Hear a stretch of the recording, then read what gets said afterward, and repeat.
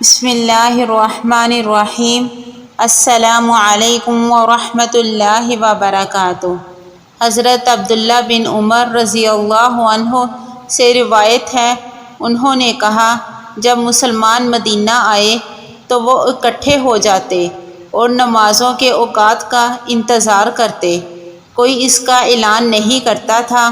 ایک دن انہوں نے اس کے بارے میں گفتگو کی تو بعض نے کہا عیسائیوں کے گھنٹے کی مانند 1 گھنٹہ لے لو، اور بعض نے کہا یہود کے کرنا جیسا کرنا۔ البتہ حضرت عمر رضی اللہ عنہ نے کہا تم ایک آدمی ہی کیوں نہیں بھیج دیتے جو نماز کا اعلان کرے؟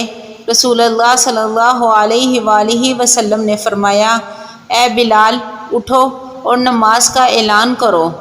صحیح مسلم حدیث نمبر 837۔ حضرت عبداللہ بن عمر بن عاص رضی اللہ عنہ سے روایت ہے کہ انہوں نے نبی کریم صلی اللہ علیہ وآلہ وسلم کو سنا، آپ فرما رہے تھے جب تم مؤذن کو سنو تو اسی طرح کہو جیسے وہ کہتا ہے، پھر مجھ پر درود بھیجو، کیونکہ جو مجھ پر 1 دفعہ درود بھیجتا ہے اللہ تعالیٰ اس کے بدلے میں اس پر 10 رحمتیں نازل فرماتا ہے۔